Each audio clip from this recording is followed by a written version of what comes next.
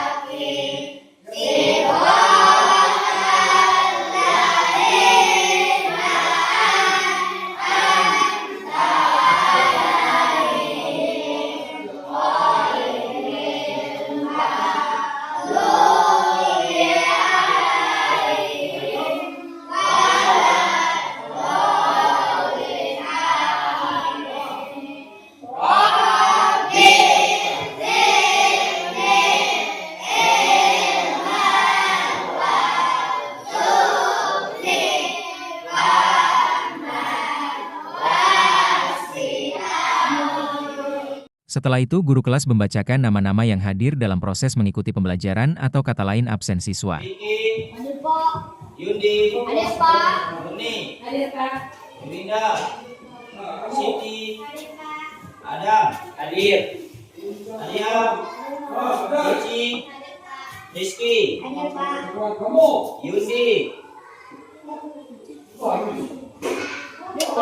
Rizky, Pandi. Siapa yang belum lagi disebut namanya? Iya.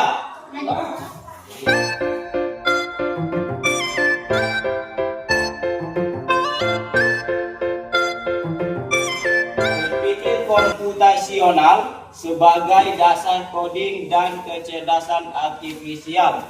Nah, di situ berpikir komputasional sebagai dasar coding dan kecerdasan artifisial atau AI. Nah, ini kita ketahui dulu supaya kalian bisa memahami.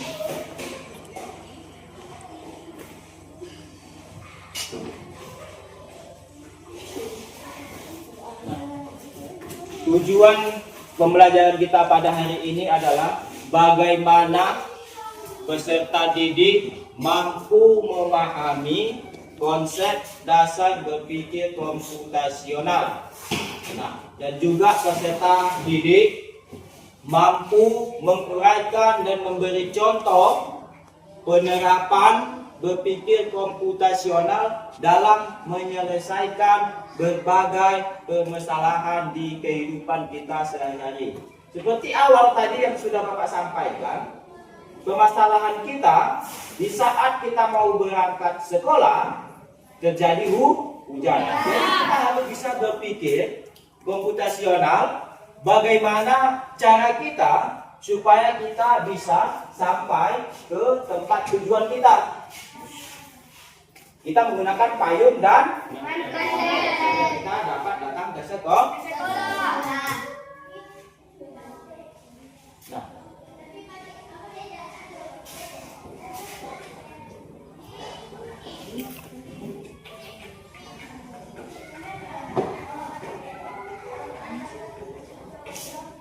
di sini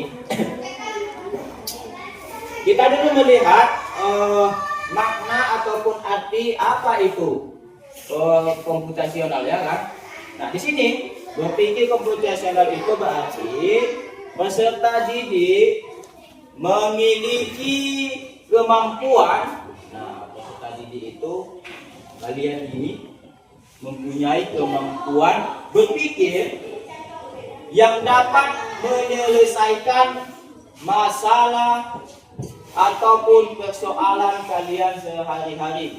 Nah, berarti berpikir komputasional itu adalah kita bukan hanya murid, begitu juga guru, dia dapat menyelesaikan permasalahannya dalam kehidupan sehari-hari. Nah, di sini Bapak menyampaikan ada 4 poin prinsip berpikir komputasional. Nah, sudah tadi kita ketahui bahwasanya berpikir komputasional itu adalah kita sebagai murid dapat menyelesaikan permasalahan kita dalam kehidupan sehari-hari. Nah, di sini yang pertama dekomposisi. Nah, apa itu dekomposisi? Coba baca Jiki, dekomposisi. Memecah masalah Kompleks menjadi bagian yang lebih kecil dan lebih mudah dikelola untuk bisa dipahami dengan sederhana. Sebagai pemecahan masalah besar menjadi bagian yang lebih kecil. Nah, di sini berarti kita ketahui dekomposisi itu adalah memecahkan masalah kompleks, ya, bagian-bagian menjadi bagian-bagian yang lebih kecil. Jadi ada sesuatu masalah yang kalau kita anggap itu kompleks semuanya adalah besar, sehingga bisa kita menyelesaikannya adalah lebih kecil ataupun lebih mudah dengan dikelola atau dipahami dengan sederhana sebagai pemecahan masalah besar. Nah, yang kedua adalah pengenalan pola. Nah, pola itu ada yang bisa mengetahui sama yang pernah memainkan pola? Ada? Ada. Di mana salah satunya? Di mana? Di HP. Bagaimana cara kita membuka pola HP? Ya kan? Makanya tadi sudah Bapak sampaikan, pembelajaran ini sudah ada kaitannya dengan komputer atau elektronik yang sudah pernah juga kita lakukan ke dalam kehidupan kita sehari-hari. Nah, dikasih Adam tadi adalah HP. Nah, setiap HP dia mempunyai pola untuk bisa kita masuk ke dalam aplikasi ataupun dalam suatu HP. Ada polanya masing-masing. Nah, di sini pengenalan pola.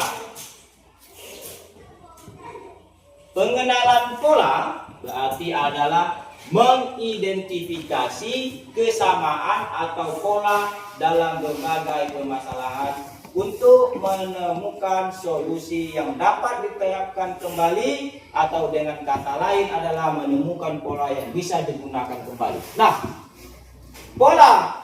Jadi di sini apabila ada HP polanya salah kita masukkan, apa yang terjadi?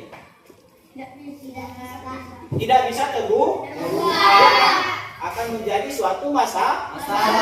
Tetapi apabila pola tersebut bisa kita lakukan dengan sesuai pola yang sudah kita tentukan, apa yang terjadi?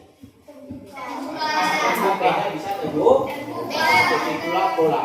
Ya, bisa dia menemukan pola yang bisa digunakan kembali. Makanya pola itu jangan pernah lupa. Nah, apabila kita lupa, kita tidak bisa menggunakannya. Jadi seharusnya kita harus mengingat bagaimana pola HP kita masing-masing.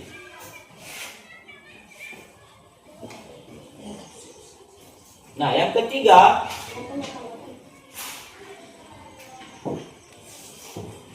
abstraksi. Nah, abstraksi ini adalah menyaring informasi yang tidak relevan dan hanya mengambil bagian yang penting untuk menyelesaikan masalah. Nah, di sini bagaimana informasi yang tidak relevan dan hanya mengambil bagian yang penting untuk menyelesaikan masalah. Dengan kata lain, hanya fokus pada informasi yang penting. Nah, ada nanti berita yang kita ketahui melalui media sosial, HP, televisi. Jadi kita harus juga mengambil yang positif. Contoh, ada kejadian begal, pembunuhan, ya kan? Apa yang positif kita ambil. Jadi sesuatu kejahatan itu tidak baik kita lakukan. Jangan pernah kita ambil perbuatan yang tidak baik. Nah, yang terakhir adalah yang keempat, berpikir algoritmik. Nah, algoritmik ini adalah yaitu menyusun langkah-langkah instruksi ataupun prosedur yang sistematis untuk menyelesaikan suatu masalah tertentu. Nah, kita di dalam kehidupan kita sehari-hari kita pasti punya masalah. Jadi kita harus bisa menyusun langkah-langkah masalah yang sedang kita alami.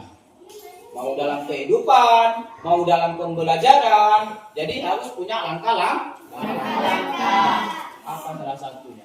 Contohnya, seorang siswa, dia mempunyai permasalahan tentang tugas sekolah. Apa langkah yang dilakukannya? Apa? Dia harus memperbaikinya, dan juga harus berkolaborasi dengan teman, dan juga harus bertanya dengan teman, sehingga apa yang dilaksanakannya masalahnya bisa dapat selesai.